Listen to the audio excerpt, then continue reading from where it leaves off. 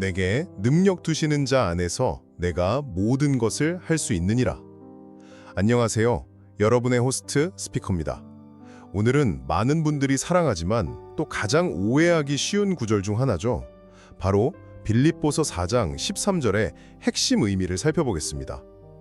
이 구절은 사도 바울이 로마 감옥이라는 정말 절망적인 상황 속에서 쓴 건데요. 그래서 단순히 무엇이든 할 수 있다는 외침을 넘어선 아주 깊은 고백을 담고 있어요. 자, 첫째, 이 구절의 진짜 의미는요, 상황을 견디는 힘에 있습니다. 많은 사람들이 이걸 성공이나 목표 달성을 위한 주문처럼 생각하지만 사실은 정반대예요. 바울은 바로 앞 구절에서 풍족할 때나 굶주릴 때, 그러니까 인생의 최고점과 최저점 모두에서 만족하는 법을 배웠다고 말하거든요. 여기서 모든 것이란 바로 그 모든 극단적인 상황을 견뎌내는 능력을 의미하는 거죠. 둘째, 힘의 원천은 내가 아닌 그리스도입니다. 이건 긍정의 힘이나 자기 의지로 얻는 그런 강인함이 아니에요. 바울은 자신의 힘이 아닌 그리스도께서 지속적으로 부어주시는 능력 안에서만 이 모든 것이 가능하다고 고백합니다.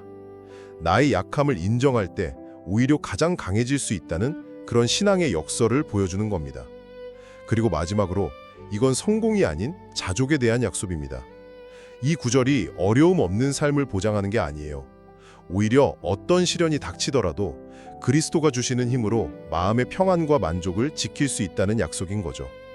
결국 빌립보서 4장 13절은 만사형통의 주문이 아니라 어떤 역경 속에서도 그리스도의 능력으로 만족하며 살아갈 수 있다는 깊은 신뢰의 표현입니다. 오늘 이야기는 여기까지입니다. 들어주셔서 감사합니다. 곧 이어 이 구절에 대한 더 깊이 있는 이야기가 담긴 심층 분석편이 방송될 예정이니 많은 기대 바랍니다.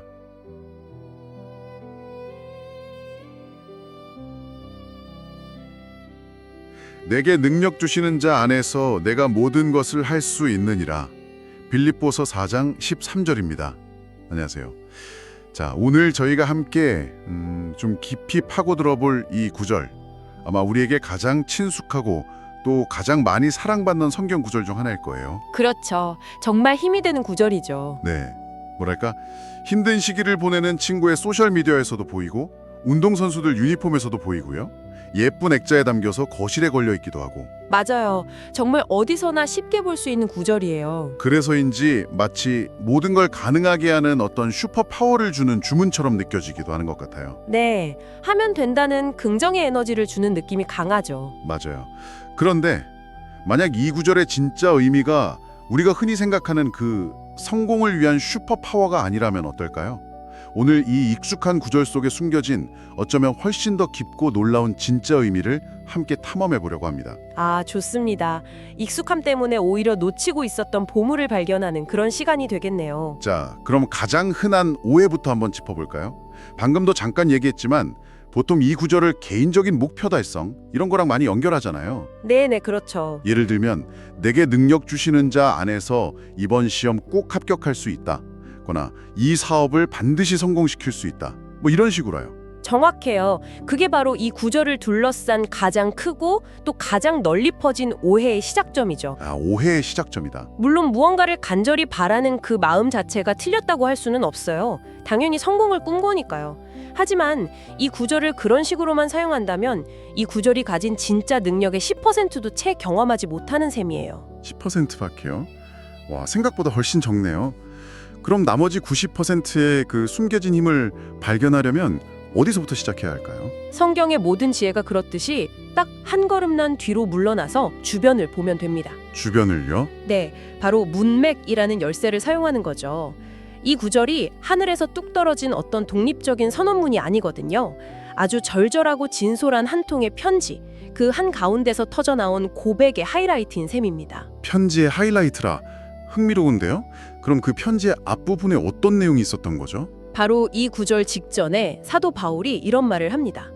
나는 비천에 처할 줄도 알고 풍부에 처할 줄도 알아 모든 일, 곧 배부름과 배고픔과 풍부와 궁핍에도 처할 줄 아는 일체의 비결을 배웠노라. 와, 잠깐만요.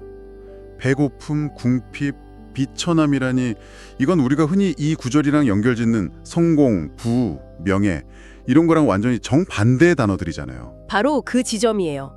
퍼즐의 결정적인 한 조각이 딱 맞춰지는 순간이죠.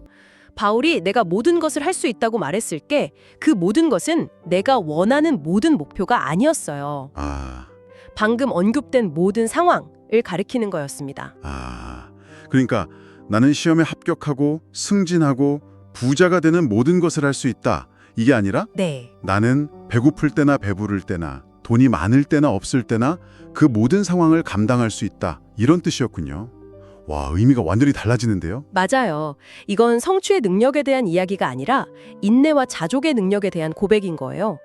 나는 그리스도가 주시는 힘으로 어떤 상황에서든 무너지지 않고 그 안에서 만족하며 살아갈 수 있다는 선언이죠. 와, 그렇군요.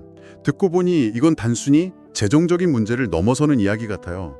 생각해보면 우리 삶에는 성공과 실패 이전에 우리가 컨트롤할 수 없는 수많은 상황들이 있잖아요. 물론이죠. 이건 단순히 돈 문제를 넘어서 우리 삶의 모든 영역으로 확장돼요. 예를 들어 간절히 결혼을 원했지만 여전히 혼자인 상황, 아이를 너무나 갖고 싶지만 생기지 않는 그런 아픔, 네네. 혹은 갑자기 찾아온 만성적인 질병의 고통 속에서도 불평과 원망에 잠식당하지 않고 그 상황을 견뎌내며 자족할 수 있는 그런 내적인 힘에 대한 이야기입니다. 듣고 보니 어쩌면 원하는 것을 다 이루는 힘보다 원하지 않는 상황을 견디는 힘이 우리에게 더 절실하게 필요한 능력일지도 모르겠다는 생각이 드네요. 바로 그거예요. 인생의 화창한 날보다 폭풍우 치는 날에 더 튼튼한 배가 필요한 것처럼 말이죠. 그런데 여기서 이야기가 끝나지 않죠. 이 위대한 고백이 탄생한 배경을 알면 이 구절의 무게가 정말 다르게 느껴지더라고요. 맞습니다. 이게 이 구절의 의미를 아주 극적으로 만드는 부분이죠. 이 편지 빌립보서는 사도 바울이 어디 근사한 곳에서 쓴 게 아니었잖아요. 네, 이 편지는 서기 61년경 사도 바울이 로마의 차가운 감옥 혹은 자유가 극도로 제한된 가택연금 상태에서 쓴 글입니다. 감옥에서요. 모든 것이 풍족하고 성공의 정점에 있을 때가 아니라 가장 비참하고 아무것도 할 수 없는 무력한 상황에서 내가 모든 것을 할 수 있다고 외쳤다는 거네요. 그렇죠. 이건 정말 충격적인데요. 그래서 이건 단순한 이론이나 철학이 아니라 실제 고난의 용광로 속에서 재련된 생생한 증언인 거예요. 바울의 삶을 한번 보세요. 매를 수없이 맞고 배가 파선하고 굶주리고 온갖 죽을 고비를 넘겼어요. 네, 그가 말한 모든 것 간에는 우리가 상상하기 힘든 끔찍한 고통과 시련이 전부 포함되어 있었던 거죠. 그러니까 이건 승리에 도취된 챔피언의 외침이 아니라 네, 가장 깊은 절망의 구덩이 속에서 길어올린 희망의 노래였군요. 인간적인 힘과 가능성이 모두 차단된 그 자리에서 말이에요. 정확합니다.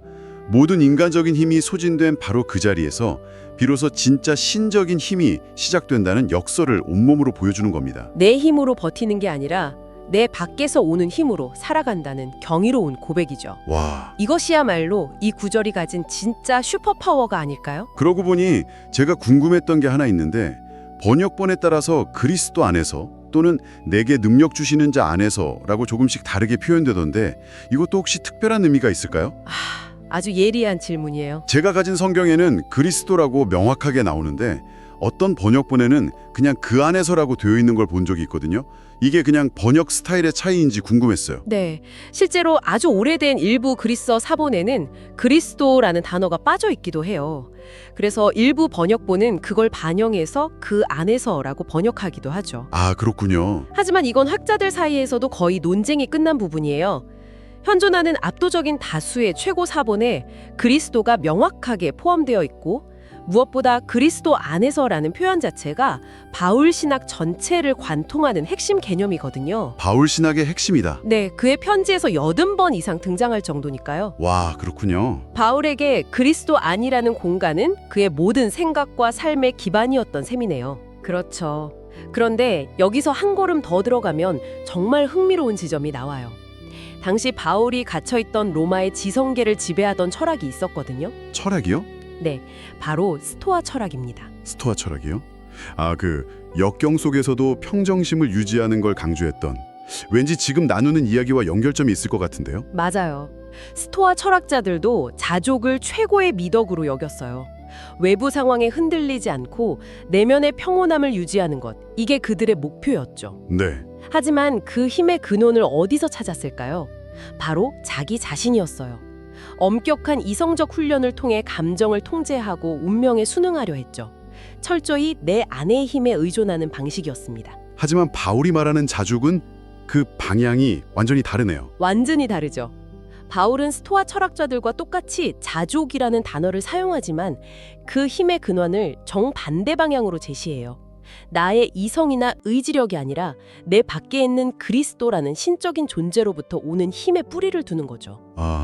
이건 자기 만족이 아니라 그리스도 안에서의 만족이에요. 인간의 한계를 뛰어넘는 힘의 원천을 보여주는 결정적인 차이죠. 와, 정말 흥미롭네요. 같은 견디는 힘에 대한 이야기인 줄 알았는데 그 동력원이 나 자신이냐 그리스도냐에 따라 그 결과와 의미가 완전히 달라지는 거군요. 그렇죠. 하나는 언젠가 고갈될 수밖에 없는 우물이라면 다른 하나는 결코 마르지 않는 샘에 연결된 것 같다고 할 수 있죠. 자, 그럼 이 모든 것을 종합해 볼 때 이 구절의 진짜 의미를 깨닫는 것이 오늘을 살아가는 우리에게 어떤 실제적인 변화를 가져다 줄 수 있을까요? 가장 중요한 변화는요. 우리의 신앙이 실망으로부터 보호받게 된다는 점이에요. 실망으로부터의 보호요? 예.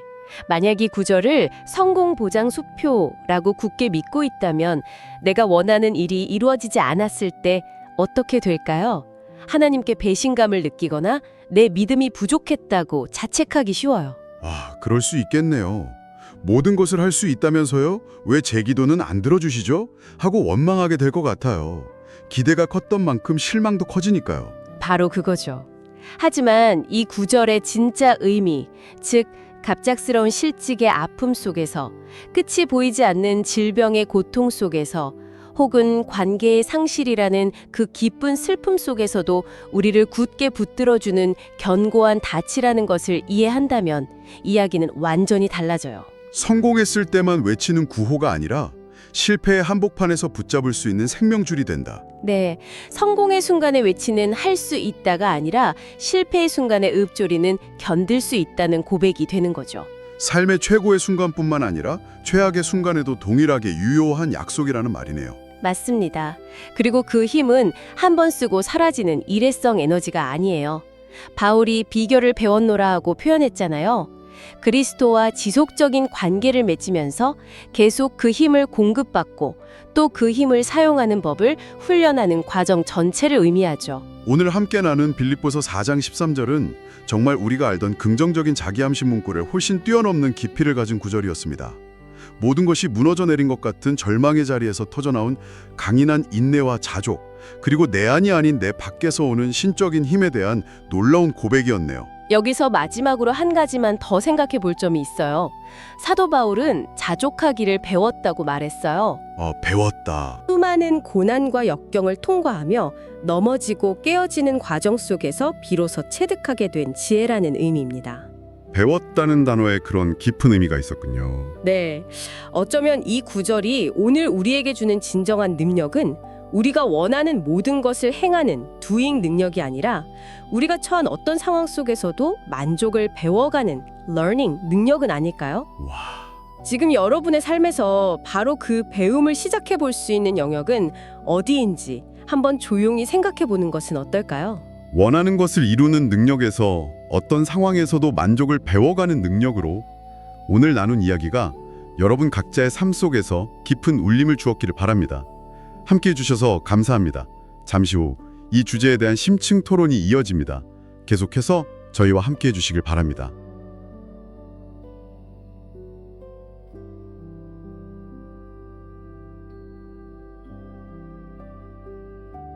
네, 빌립보서 4장 13절 내게 능력 주시는 자 안에서 내가 모든 것을 할 수 있느니라.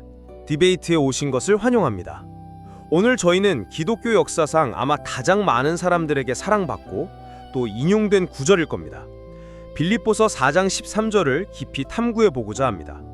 방금 들으신 것처럼 내게 능력 주시는 자 안에서 내가 모든 것을 할 수 있느니라. 이 한 문장은 정말 수많은 사람들에게 희망과 용기를 주었죠. 하지만 동시에 그 의미가 너무 폭넓게 어쩌면 좀 무분별하게 사용되면서 본래 뜻이 뭘까 하는 논쟁도 끊이지 않았습니다. 그래서 오늘 저희가 던질 질문은 이겁니다.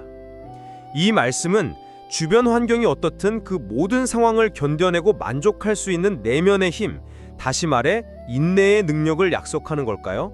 아니면 개인적인 성취를 포함해서 문자 그대로 모든 일을 가능하게 하는 보편적이고 적극적인 능력에 대한 선언일까요?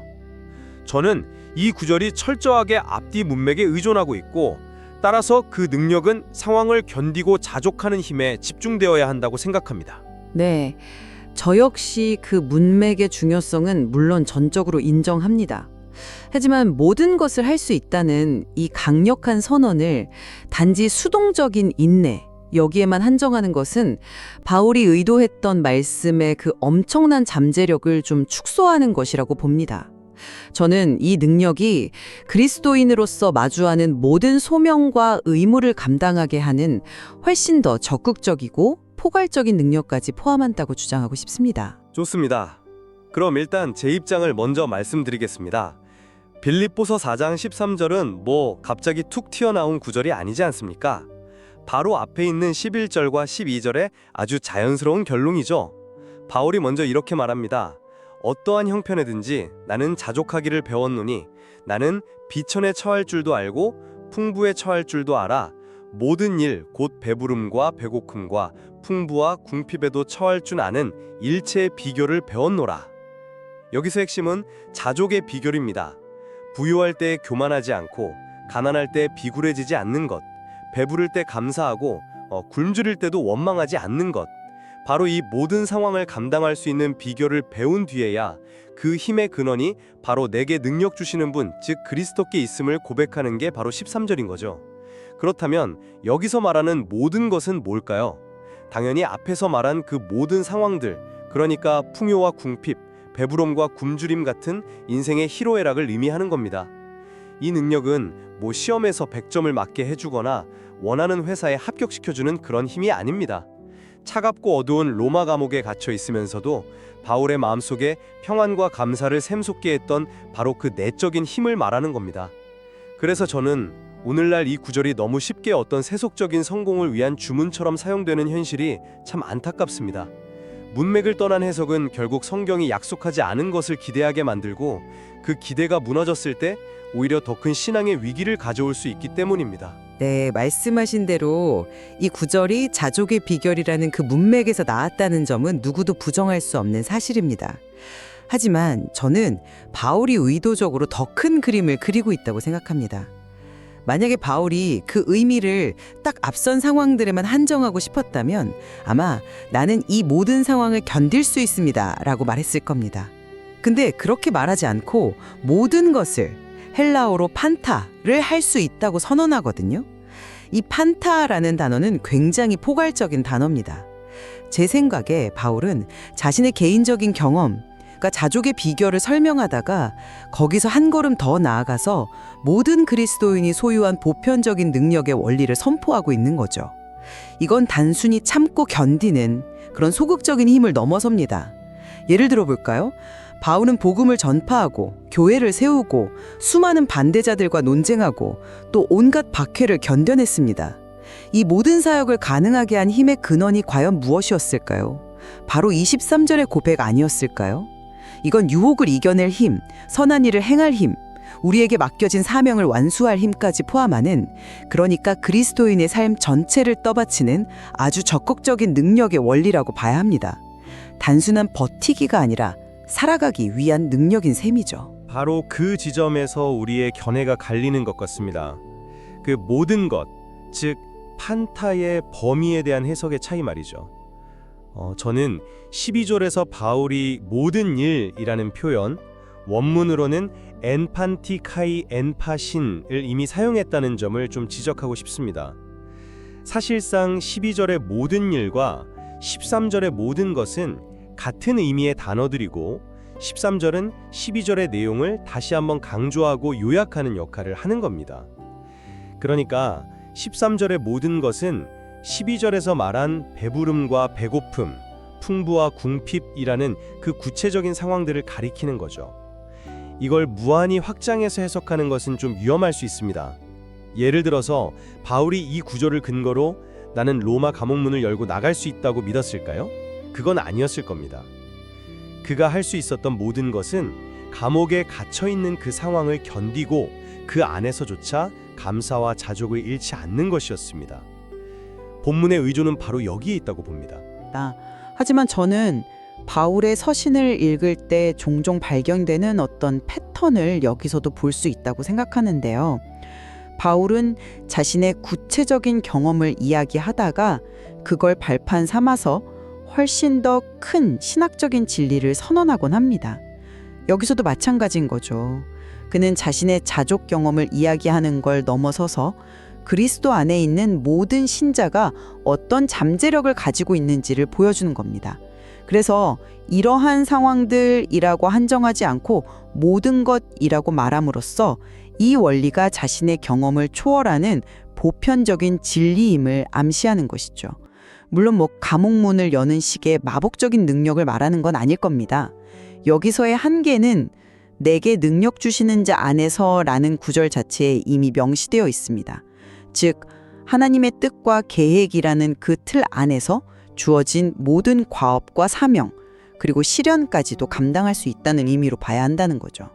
시련을 견디는 힘과 사명을 행하는 힘이 결국 같은 뿌리에서 나오는 것 아닐까요? 그렇다면 그 능력의 성격에 대해 조금 더 깊이 들어가 보죠. 그 힘이 본질적으로 수동적인 인내에 가깝습니까? 아니면 능동적인 성취를 가능하게 하는 힘입니까?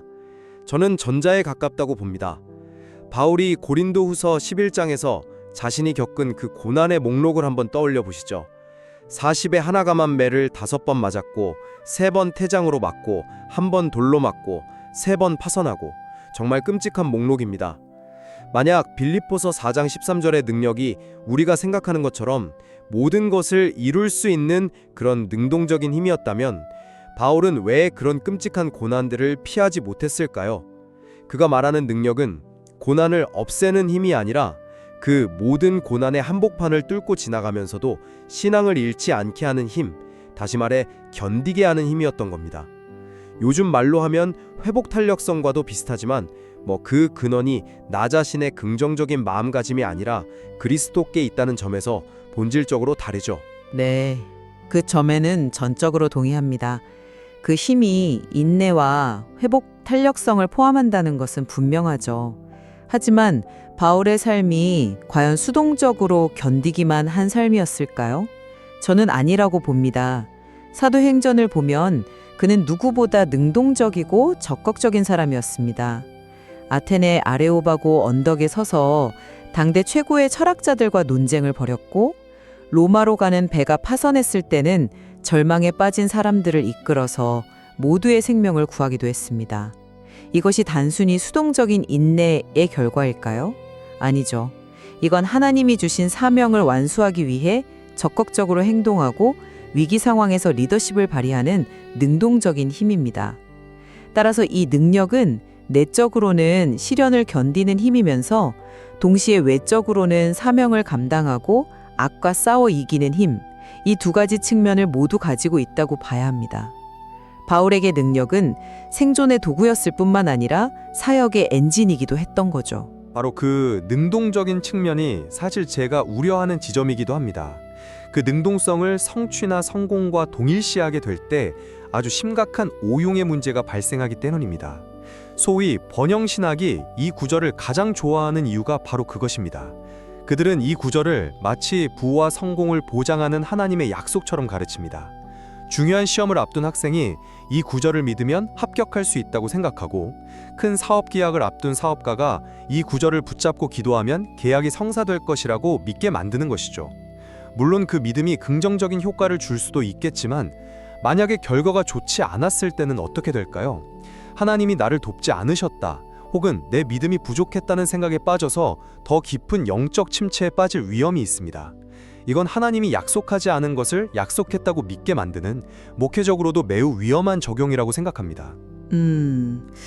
오용의 위험이 있다고 해서 말씀이 본질적으로 가진 그 풍성하고 긍정적인 의미까지 우리가 미리 축소할 필요는 없다고 봅니다. 뭐랄까, 칼이 사람을 해칠 수 있다고 해서 부엌칼을 모두 없애버릴 수는 없는 것과 마찬가지 아니겠습니까? 중요한 것은 누가, 어떻게 사용하느냐가 아니라 말씀 자체에 담긴 가능성을 열어두는 것입니다.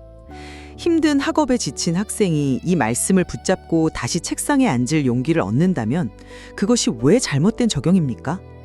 불가능해 보이는 과업 앞에서 기도하던 성도가 이 말씀을 통해서 도전할 힘을 얻는다면 그건 정말 가치 있는 신앙적 경험 아닐까요? 핵심은 그리스도 안에서라는 그 경계선을 분명히 인식하는 겁니다. 이 힘이 내 이기적인 욕망을 채우기 위한 수단이 아니라 하나님의 뜻 안에서 그분이 맡기신 선한 일을 감당하기 위한 능력이라고 올바르게 이해한다면 이 구절은 모든 성도의 삶에 강력하고 긍정적인 힘이 될 수 있습니다. 오용을 막기 위해 말씀의 잠재력 자체를 제한해서는 안 된다고 생각합니다. 그렇다면 오용을 막고 올바르게 이해하기 위해서라도 우리는 원문의 의미를 더 신중하게 살펴봐야 합니다. 여기서 한 가지 더 짚고 넘어갈 점이 있는데요. 바로 원문 비평의 문제입니다. 우리가 가진 가장 오래된 빌립보서 사본들 중 일부에는 사실 그리스도라는 단어가 없습니다.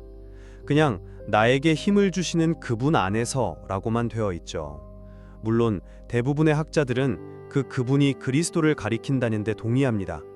하지만 후대의 필사자들이 그 의미를 더 명확하게 하려고 그리스도라는 단어를 첨가했을 가능성이 있다는 점은 시사하는 바가 큽니다.